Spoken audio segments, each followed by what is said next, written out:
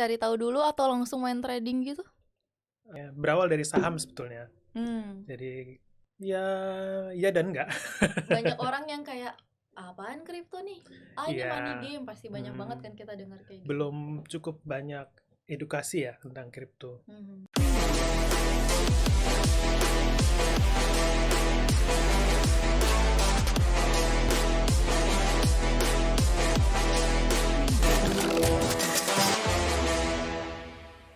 Halo semuanya, welcome back to Neftipedia Channel. Balik lagi bersama aku Tia. Semoga kalian dalam keadaan sehat ya. Oke, kali ini kita udah kedatangan salah satu dari komunitas juga dari Neftipedia Community, yaitu Pak Titut.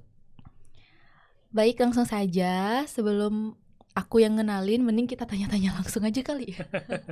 Halo Pak Titut. Oke, apa kabar? Aku baik. Pak Titut gimana nih kabarnya? Bagus. Katanya Pak Titut itu tinggal di deket sini. Ya, di daerah Nusa Dua. Mhm. Jadi nggak jauh dari kantor 3 token digital. Kira-kira itu berapa kilometer dari sini? Paling sekitar 20 kiloan. Pakai motor? Ada kendaraan. Tapi untungnya cuacanya lagi bersahabat ya Pak, jadi Iya, nggak hujan, lagi aman. cerah, aman. Pak Titut udah lama tinggal di Nusa Dua? Sudah dari kecil. Dari kecil. Iya. Terus ini kan komunitas Neftipedia nih, berarti Pak Titut udah main cryptocurrency dong ya? Iya, tapi belum lama. Oh baru? Baru Dari tahun berapa itu? tahun ini, dari bulan April saya mulai kenal kripto dan mulai trading kripto. Cari tahu dulu atau langsung main trading gitu? eh dari komunitas sih, Oh. dari komunitas, ketemu kutub komunitas, kemudian berawal dari saham sebetulnya. Hmm. Jadi bergerak ke ke ketemu kripto juga, akhirnya juga melakukan trading di kripto, kenal sama kripto jadi ya. Which better? Saham kah atau kripto? Dua-duanya punya kelebihan, dua-duanya punya dinamikanya. Jadi menurut saya sampai sekarang dua-duanya menarik. Menarik, Menarik menghasilkan semua, semua. menghasilkan semua menarik. Tapi ya pasti ada up and down lah. Iya. Biasalah itu. Kurang lebih dari segi up and down-nya mungkin sama ya, saham sama Hampir kripto. sama, cuma di kripto mungkin tidak sebanyak emiten di saham mungkin ya. Mhm. Ya itu aja sih. Dan kalau saham sendiri yang saya tahu kan kita kayak menanamkan uang kita yang akan dipergunakan oleh perusahaan tersebut, seperti itu. Benar, Oke, kalau kripto kan volumenya berbeda juga ya sama berbeda. saham. Ya, Gitu. mungkin kalau di kripto cakupannya global ya. Hmm, Kalau saham mungkin kalau kita di Indonesia ya di di Indonesia Indonesia aja. aja, Ya. oke. Bapak kan udah, maksudnya baru main kripto nih. Hmm. Sebelumnya Bapak itu bekerjakah atau wira swasta? Sebelumnya bekerja di sebuah hotel bintang 5 di Nusa Dua. Oh, deket dong dari rumahnya. Ya, cuma 5 menit lah dari rumah. Enak banget kok Pak Enak Setio. sekali makanya. Alhamdulillah. Cuman kena imbas pandemi atau gimana? eh Lebih ke keputusan pribadi sih, Iya. bukan karena pandemi. Pandemi pasti berpengaruh ke insan pariwisata di Bali. Saya juga sebenarnya terimbas, tapi lebih karena keputusan pribadi aja untuk untuk pisah dari pekerjaan yang lama dan pengen sesuatu yang baru yang secara waktu lebih leluasa. Iya, dan baru coba kripto. Betul. Wow. Berarti kan itu baru sekitar let's say 6-7 bulan ya? Betul. Baru banget. Iya. Dan itu udah menghasilkan dibandingkan dengan yang pekerjaan sebelumnya. Mungkin belum setara, tetapi menuju ke arah sana lah. Wow, berarti sepak terjangnya ini udah lumayan nih, karena kalau melihat dari pariwisata Bali yang dulu, itu kan kayak lumayan ya. Lumayan. Wah, berarti hampir setara. Wah, bisa dibayangkan deh. Ya, mungkin ini alternatif juga dunia kripto buat pariwisata Bali, insan pariwisata di Bali mungkin ya. Jadi mereka bisa selain mereka bergelut di dunia pariwisata, mereka juga punya sampingan di kripto. Itu bisa jadi alternatif buat masyarakat juga. Iya, cuman sayangnya di Indonesia tuh masih abu-abu, ya kan ya? Ya, ya dan enggak. Banyak orang yang kayak apaan kripto nih? Ah, ini money Ya, game, pasti banyak banget kan kita dengar kayak gitu. belum cukup banyak edukasi ya tentang kripto. Mhm. Sebetulnya kalau mereka mau sedikit mencari saja, mereka pasti dapatkan informasi yang bagus lah. Di samping itu juga peraturan pemerintah kan juga belum melegalkan ya, masih Saya kira belum. sudah cukup lah dari apa namanya. Buktinya kita punya exchange yang apa namanya beroperasi di Indonesia dan legal. Mhm. Seharusnya sih sudah oke lah. Iya, tapi banyak orang yang masih berpikiran, Oh iya, mindset orang-orang iya pribadinya. mindset, pribadi Oh orang kan iya, dipikirnya ini adalah money game gitu. money game. Pertama Kalau kali yang ada di pikiran mereka ketika tahu itu kripto adalah that's money game. iya, karena money game lebih dulu ada, lebih dulu booming, dan lebih dulu berdampak ke masyarakat sehingga istilah trading juga sepertinya buruk karena itu. Mhm. Gitu. Jadi orang akhirnya ketemu ngapain crypto trading? Ah, kata trading itu sudah di sebagian orang sudah konotasinya kurang enak gitu loh. Mhm. Padahal sebenarnya tidak. Kira-kira nih suka duka Bapak selama di dunia kripto ini apa? Kan Bapak baru 6 bulan. Ya, kalau saya ya karena volatilitasnya tinggi ya, jadi Mhm. kita masih harus membaca pasar aja. Itu yang masih harus harus harus makin belajar lagi. Harus pinter-pinter baca Iya, pasar. baca pasar, sentimennya, Mhm. newsnya, yang kayak gitu sih. Tahu di mana kita harus beli dan di Iya, mana kita harus kapan jual kita ya. beli, kapan kita jual. Mhm. Faktor yang buat Bapak memilih kripto gitu kayak eh kan beberapa ya istilahnya koin. Koin di kripto itu kan banyak punya project masing-masing. Apa yang buat Bapak decide, oh saya harus beli itu gitu. Em, buat saya, mungkin bukan banyak orang juga ya yang trading di kripto itu untuk mempelajari satu persatu apa namanya fundamentalnya setiap kripto mungkin agak terlalu banyak ya. Mhm. Jadi kalau mereka mau masuk ke komunitas yang apa namanya yang positif ya, mereka bisa dapat belajar dari sesama sehingga mereka bisa istilahnya nggak harus sendirian belajarnya. Iya. Ya, dia bisa dapat informasi Ya dari kadang orang dari lain. pengalaman orang juga ya. Iya, pengaruh. Jadi kita belajar satu, si B belajar satu, saling sharing informasi, Mhm. cukup lah. Cukup. Cuman kan nggak semua itu melek akan teknologi. Betul. Apalagi nggak semua orang tuh mau kayak misal kita tahu nih salah satu koin nih, cari deh komunitasnya. Hmm. Nggak semuanya seperti itu. Kenapa Bapak bisa punya pemikiran kayak aku harus punya nih si komunitas dari si token ini sendiri kayak gitu? Ya, Apa cari-cari sendiri atau gimana? sebetulnya kalau kita mau pasang mindset bahwa kita itu di kripto bukan main sebetulnya ya. Mhm. Kita kan menginvestasikan uh, sesuatu di situ dan mengharapkan return, ya kita harus serius di situ. Mhm. Saya kira itu aja sih. Jadi anggapan kalau kita udah terlanjur jatuh ya basah sekalian gitu. Betul. Tapi juga harus pinter ini juga lah, apa namanya, eh, memanage resikonya juga. Wah, soal resiko nih. Iya, Kan banyak nih yang kayak trader-trader crypto tuh suka cut loss lah istilahnya. cut Jual loss rugi. ya. Itu pernah nggak Pernah, Pak ketika Tito? itu dirasa perlu untuk cut loss, pernah. Tapi ada nggak kayak ya kenapa gitu? Ya kalau kecewa sebentar mungkin iyalah. Tapi kan bagaimanapun itu putusan sendiri kan gitu. Hmm. Dan sebetulnya masih banyak opportunity untuk apa ya di yang lain kan gitu. Jadi kalau kita konsentrasinya di kecewanya ya Nggak akan sudah selesai. kan gitu. Udah gitu terus bakal ya. Kenapa Pak Titut lebih memilih untuk masuk ke community dan kenapa community-nya itu Niftypedia?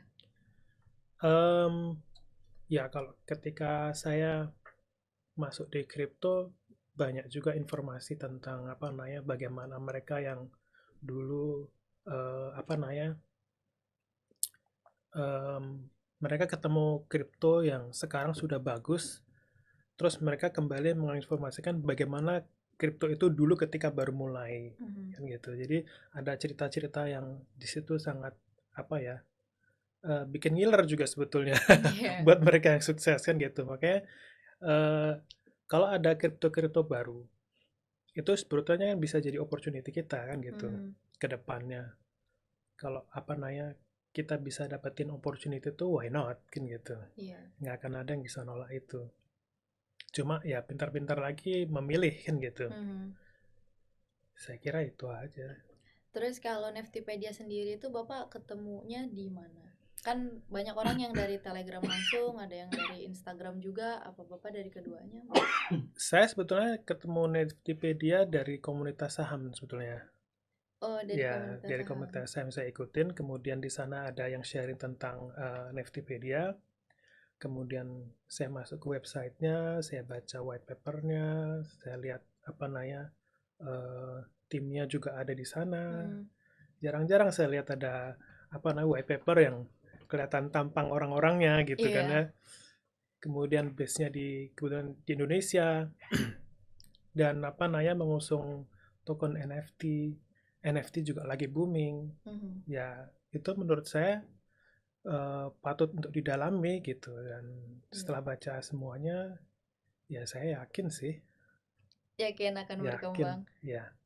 Tapi Bapak udah tahu belum kalau kita tuh punya produk marketplace? Ya, dari komunitas saya sudah dapat informasi akan ada marketplace tentang apa namanya NFT Mhm. dan menurut saya itu sangat bagus ya. Bagus sekali karena dunia seni dan ini mengakomodasi seni digital ya, Iya, lebih salah ke satunya. digital art. Nah. Ya, jadi apa namanya, mungkin kalau zaman dulu seniman yang istilahnya bukan digital ya, Mhm. yang apa eh, lukisan beneran kayak Mhm. gitu, itu sudah banyak yang sukses kan gitu, sudah punya nama. Tapi di dunia digital mungkin belum banyak kan gitu. Iya. Nah ini menjadi opportunity buat seniman digital untuk tampil mempunyai nama besar nanti kemudian who knows. Iya, tapi sebenarnya nggak menutup kemungkinan sih Pak untuk kita nge-grab juga seniman-seniman yang tradisional karena kan mereka Hmm. bisa dengan ngefoto karyanya Ya benar. terus diminting. Hmm. Apalagi kan sekarang ya kita lihat sendiri lah di balik kondisi seperti apa yang dunia pariwisata yang tadinya boom banget Benar, benar, benar. terus jadi kayak gini. Iya, Ya itu juga kesempatan bagi Neftipedia sendiri sih untuk bisa membangun lagi lah, setidaknya membantu iya, membangun ekonomi betul, betul. bagi para seniman. Jadi seniman kan sekarang di masa pandemi dimanapun ya, nggak cuma di Bali, itu kan semua lagi sulit kan gitu Iya. untuk perform. Nah ini bisa jadi ajang untuk mereka. Mhm. Dan Jadi masih sangat ini potensi sekali. iya. Dan kebetulan kemarin Bapak tahu nggak kalau kita ada Nepaintco, Ya, Neftipedia betul, Painting betul. Competition. Itu sebenarnya unexpected banget sih kalau dari segi pesertanya. Yang kita pikir adalah itu, oh paling itu orang yang berumur karena seniman pada umumnya kan berumur. Ternyata wah, Mudah-mudah. muda-muda dan itu Hmm. karyanya benar-benar kayak keren banget. Ini rugi sih kalau nggak diminting. Ya, aku mikirnya seperti Ya, itu ya karena keren banget dengan waktu yang segitu mereka bisa menyelesaikan karya coba bayangkan kalau itu misal karyanya diminting. ya Itu benar, juga akan bantu mereka juga sih, ditambah benar. lagi kita ngasih pengetahuan baru, Iya, terus bisa membantu ekonomi dari seniman itu sendiri juga kan, betul. jadi plusnya lebih banyak lagi. Sangat banyak. Apa yang buat Bapak percaya gitu? Kan selama ini kan Bapak muncul di komunitas, terus belum pernah datang ke office langsung. Apa sih yang buat Bapak percaya sama Neftipedia? Biasanya kan orang kalau mau percaya akan suatu hal, dia tuh harus analisis, paling tidak kunjungi Hmm. kantornya gitu kan, atau enggak telepon orangnya. Nah selama ini kan Bapak kita cuma istilah kata emit doang kan di Telegram gitu. Apa yang buat Bapak percaya kalau ini tuh bisa growing well gitu? Kembali ke NFT-nya tadi. Gitu, berarti Jadi karena NFT. NFT-nya itu di Indonesia belum banyak yang apa Hmm. namanya token yang nanti fungsionalitasnya ke NFT kan gitu. Mhm. Dan di luar negeri itu lagi booming lah Booming istilahnya kan gitu. NFT iya. Suatu saat Indonesia akan booming. Tapi dimulai dari Bali. Mulai dari Bali ya. Pulau yang kecil ini. Betul. Ya, rencana memang Neftipedia pengen berkembang di tempat yang ya istilahnya orang kan nggak tahu Indonesia tapi taunya Bali kayak gitu. Betul. Jadi nanti mungkin kita akan improve lagi ke depannya. Semoga aja bisa membawa nama Indonesia ke Amin. Amin. Top. Bapak kan sudah tahu nih kalau kita akan launching tanggal 25 Oktober besok. Menurut Bapak kira-kira itu momen yang tepat nggak untuk Neftipedia untuk launch sebuah aplikasi yang banyak banget isinya dan itu bisa menampung bukan cuma dari Neftipedia Marketplace sendiri tapi kita bisa add source dari marketplace lain untuk ada di Neftibook, salah satu feature dari Neftipedia itu sendiri. Menurut Bapak ini projectnya akan gimana gitu kalau dari segi kacamata Bapak? Saya sih setuju saja dengan launching ini, dan menurut saya memang harus dimulai. Ya kan, karena sebenarnya kita juga sebenarnya komunitas kita belum lama tapi ya sebenarnya sudah menunggu juga gitu loh. Gitu. Nggak sabar juga, pengen Excited excited juga. Jadi kondisi sekarang ini ya memang sudah waktunya. Sudah sangat tepat waktunya. Kira-kira kalau Bapak dikasih kesempatan untuk datang, Bapak akan datang nggak? Akan datang. Oh, karena dekat juga ya. Iya. Wah, ini mah support Neftipedia banget nih Pak Titut nih. Ya, bagaimanapun juga ini kan saya juga punya kepentingan di sini. Oke. Wah, bagus dong. Jadi Iya, rasa memilikinya iya lebih-lebih benar, lagi. harus begitu. Wah, ini teman-teman di community, kalau kalian masuk community Neftipedia, jangan lupa kalian juga punya Neftipedia. Jadi kalian berhak untuk datang, untuk tahu office kita kayak gimana, untuk lebih mengenal lah tim-timnya. Ada saya dan ada yang di belakang lagi yang cakep, siapa tahu ya. Intermezzo. Right. Nah, tadi kan Bapak udah bilang nih kalau NFT itu adalah hal yang sedang booming. Iya. Saya tanya nih, kira-kira kalau Neftipedia Marketplace launch, Bapak akan minting nggak? Bisa jadi. Waduh, kasih clue nih, Bapak mau minting apa? Mungkin lukisan still ya. Wah. Lukisan yang mungkin saya foto, mungkin saya jadikan sebagai karya digital, bisa jadi. Wah, bagus itu. Banyak juga yang kayak gitu pasti nanti. Saya yakin. Tapi Bapak memang bisa ngelukis? Saya punya minat di dunia seni, lukisan ada. Saya suka menggambar, tapi kalau dibilang ahli ya enggak gitu. Tapi ya saya bisa coba. Sebenarnya excited sih kalau ada orang yang bisa gambar, karena saya pernah lihat di salah satu sosial media di Instagram, akun sosial media itu cuman tulisan TEST, TEST, itu dijual dengan harga 3 miliar. Wow. Itu gila sih, kayak ya ampun, anak TK baru bisa nulis huruf A sampai Z aja kayak bisa buat kayak gitu, dan itu dihargain 3 miliar. Apalagi ini yang benar-benar lukisan yang difoto. Wah, gak kebayang deh itu. Itu seni begitu. Seni itu kadang tidak ada batasan. Tidak ada batasannya, nominalnya, tidak ada batasan nominalnya. Dan selera orang akan seni juga begitu luas perbedaannya antar satu dan yang lainnya. Apresiasi terhadap seni antar satu dengan lain juga bisa sangat lebar. Iya, luas banget. Jadi masalah tes soalnya itu. Iya, karena tiap orang beda-beda tesnya. Beda. Orang cuman garis huruf gitu doang bisa segitu harganya. Bapak kan mau foto lukisan, Bapak juga suka ngelukis. Pasti Bapak punya dong teman-teman pelukis. 1-2 ada. Wah, boleh nih kayaknya Neftipedia Marketplace dipromosiin ke mereka, siapa tahu bisa ngebantu. Siap. Untuk harapan kedepannya buat Neftipedia dari Bapak gimana? Harapannya akan semakin banyak artis mau digital atau yang non digital yang kemudian melek tentang dunia NFT, dunia kripto, dan semakin banyak adopsi. Jadi NFT juga semakin besar, semakin sukses. saya ikut sukses. Jangan lupakan saya aku. Iya, Wah, terima kasih Pak Titut atas sama-sama. waktunya. Nah, sebelum kelar nih, saya ada hadiah buat Waduh, terima kasih banyak. ini. Wah, ini keren sekali. Boleh dibuka dulu? Dibuka ya. Perlu dipakai sekalian? Wah, kalau Bapak mau silakan. Oke. Udah nggak asing kan sama naga itu? NFT. Oh iya, ini ikonik. Ya, itu maskotnya kita. Iya. Wah, Wah, luar biasa. Senang sekali. Dipakai ya? boleh. Kayaknya headphone-nya harus dibuka dulu. Iya. Ini saking excitednya. Sampai lupa buka headphone tuh, nyangkut kabelnya.